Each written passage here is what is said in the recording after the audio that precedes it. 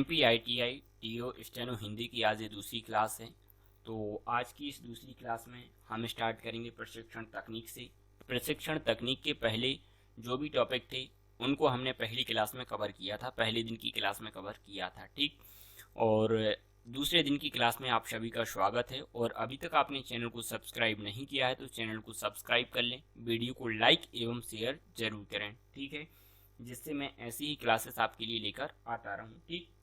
तो चलिए शुरू करते हैं आज की ये क्लास। प्रशिक्षण तकनीक के बारे में यहाँ पर हमें बात करनी है। तो चलिए देखते हैं पहला पॉइंट, प्रशिक्षार्थी के शरीर का अग्रभाग मेज के किनारे के समानांतर होना चाहिए, ठीक है। तो जो अग्रभाग है वो मेज के किनारा जो रहता है उसके समानांतर होना चाहिए।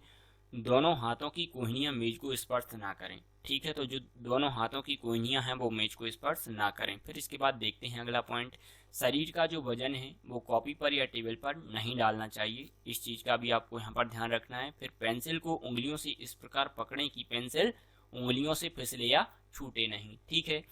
तो इसका मतलब ये है कि ज़्यादा जोर से आपको नहीं दबाना है, ठीक है। बस पेंसिल को इस तरीके से ही पकड़ना है कि वो फिसले या छूटे नहीं, ठीक। फिर इसके बाद देखते हैं अगला पॉइंट, हमेशा उच्च क्वालिटी की लेखन सामग्री का इस्तेमाल कीजिए, ठीक है। तो आपको ये भी याद रखना है कि जब भी आप लेखन करें तो उसके लिए हमेशा उच्च क्वालिटी की लेखन सामग्री का ही इस्तेमाल करें, ठीक। घुटनों के बीच की दूरी कम से कम 6 इंच होनी चाहिए, ठीक है। तो याद रखना घुटनों के बीच की दूरी है वो कम से कम कितनी होनी चाहिए, 6 इंच होनी चाहिए। और पैर के ऊपर पैर रखकर आपको कभी नहीं बैठना है, ठीक। इस चीज़ का भी आपको यहाँ पर ध्यान रखना है, ठीक।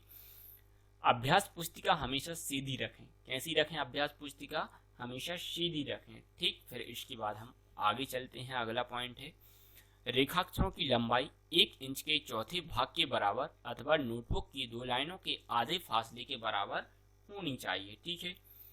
फिर इसके बाद हम चलते हैं अगले पॉइंट की ओर, पृष्ठों को बाएं हाथ से जल्दी उलटने की आदत डालिए, ठीक है। तो जो पन्ने होते हैं उनको बाएं हाथ से जल्दी पलटने की आदत आप डालिए, क्योंकि दाएं हाथ से तो हम वहाँ पर लिखते हैं उस टाइम, ठीक है।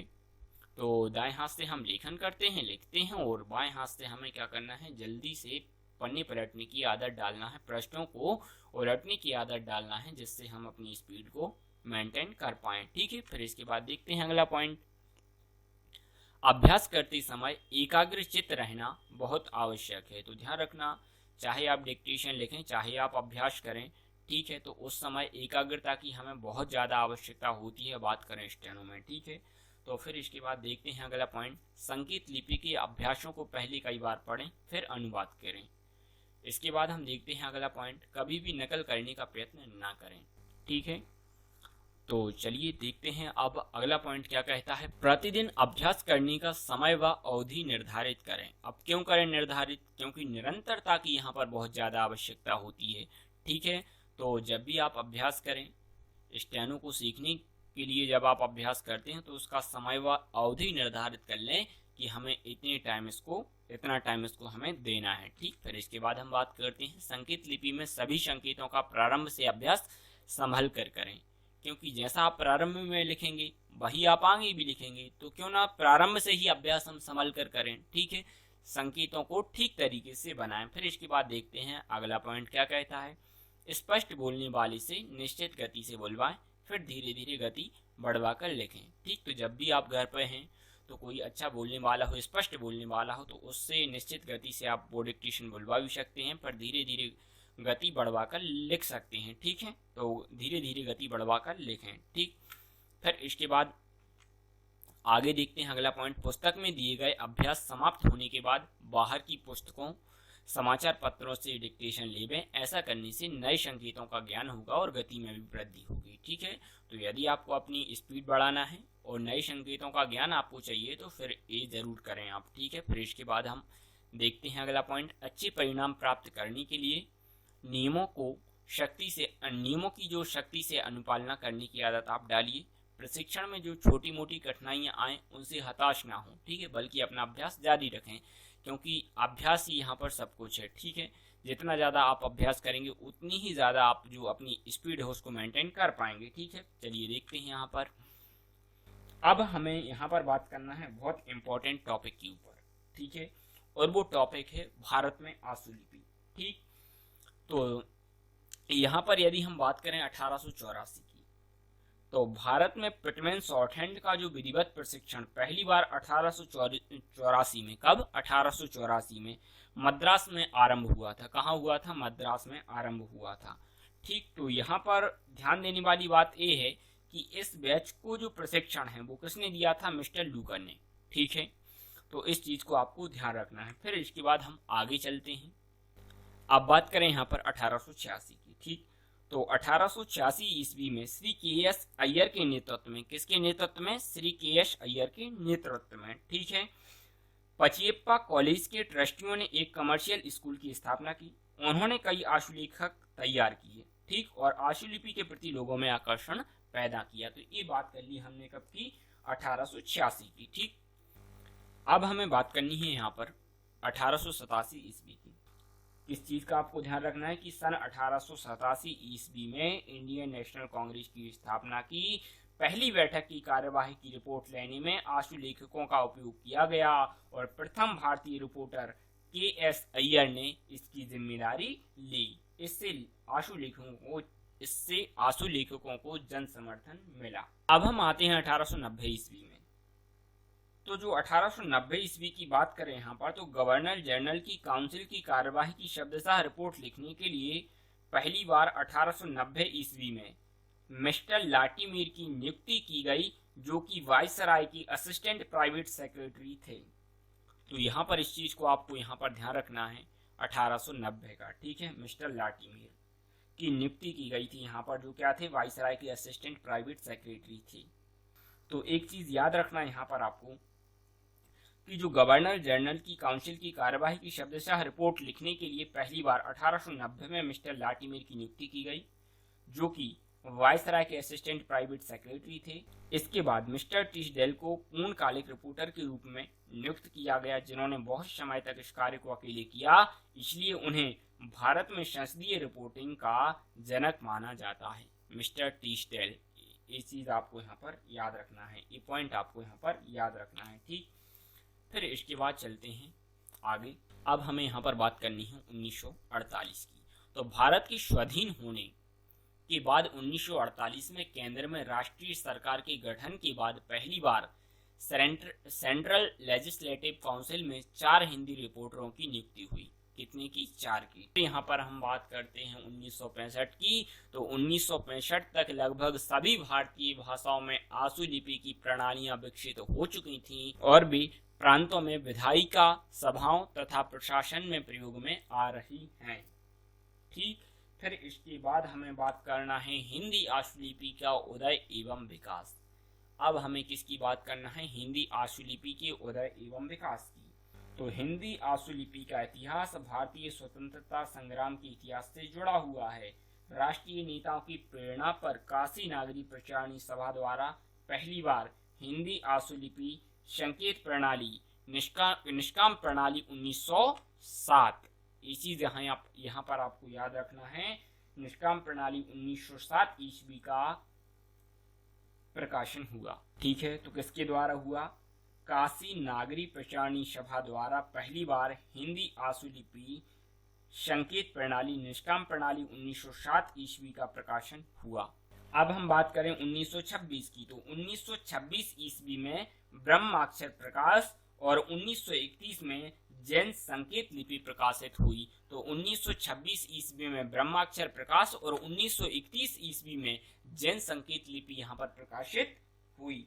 ठीक, फिर इसके बाद हम बात करते हैं आगे। देखो, अब यहाँ पर हमें बात करनी है सह प्रणाली के बारे में। किसके बारे में बात करनी है? सह प्रणाली के बारे में बात करनी है। तो जो सीआईडी रिपोर्टर होते हैं, उन सीआईडी रिपोर्टर को हिंदी आशुलिपि का प्रशिक्षण देने की आवश्यकता पड़ी, जिसके लिए लखनऊ के क्रिश्चियन स्कूल ऑफ कॉमर्स में व्यवस्था की गई और यही पढ़ाई जाने वाली पद्धति बाद में किसके नाम से प्रचलित हुई? सह प्रणाली के नाम से प्रचलित होती है। इसके पश्चात फिर किसका आविष्कार होता है? ऋषि प्रणाली का आविष्कार हुआ। ऋषि प्रणाली के बाद हमें यहाँ पर बात करनी है वर्धा प्रणाली की। किसकी? वर्धा प्रणाली की। ठीक है, तो 1937 ईस्वी में राष्ट्रभाषा प्रचार भारत समिति वर्धा ने हिंदी आशुलिपि का एक अखिल भारतीय सम्मेलन बुलाया।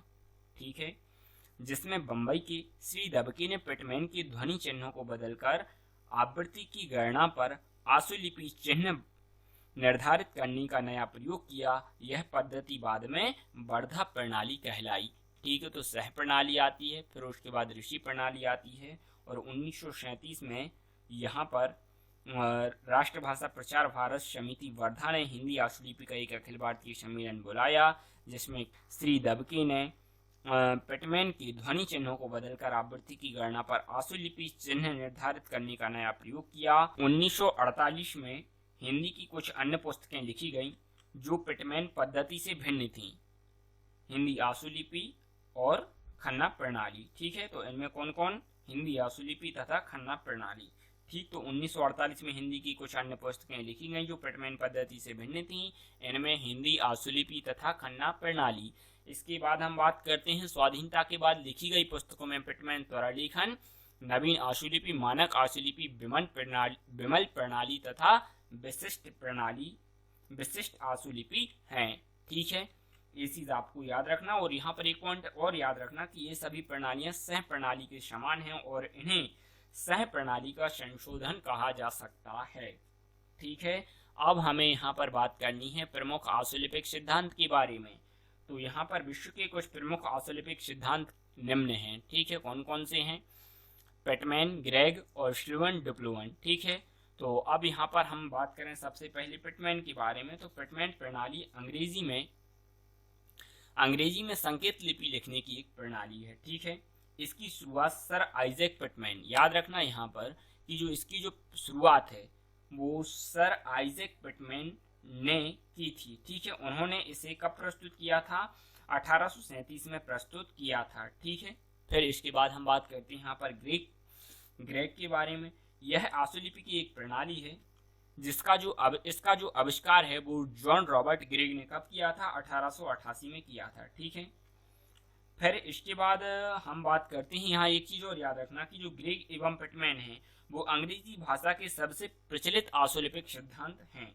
ठीक है, फिर इसके बाद हम बात करते हैं स्लीवन डुप्लोवन के बारे में। ठीक है, तो जो स्लीवन डुप्लोवन की अगर बात करें तो इसका जो आविष्कार है फादर एमिल डुप्लाई ने कब किया था? 1860 में किया था। ठीक है, तो यह मूल रूप से फ्रेंच भाषा की आशुलिपिक प्रणाली है।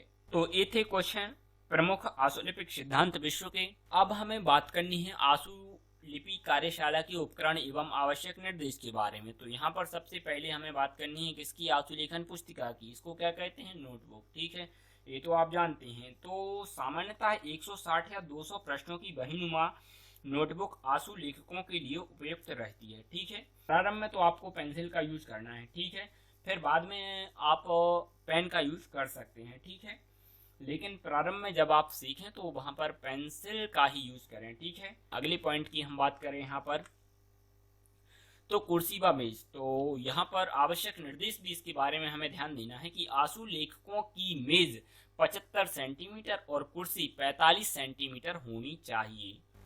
फिर इसके बाद उपकरणों की बात करें तो उनमें रबर, फिर उसके बाद रबर के बाद घड़ी, स्टॉप वॉच, टाइमिंग क्लीज की ज़रूरत होती है, टाइपराइटर, कंप्यूटर, फिर उसके बाद कैसेट टेप रिकॉर्डर रिकॉर्ड करने के लिए यहाँ पर ज़रूरत होती है, पेंसिल, कटर, शॉर्पनर की हमें यहाँ पर ज़रूरत होती है। ठीक है, ये थी आपकी दूसरे दिन की क्लास। तो अभी तक आपने चैनल को सब्सक्राइब नहीं किया तो जल्दी से सब्सक्राइब कर लें, वीडियो को लाइक एवं शेयर जरूर करें। मिलते हैं तीसरे दिन की क्लास में।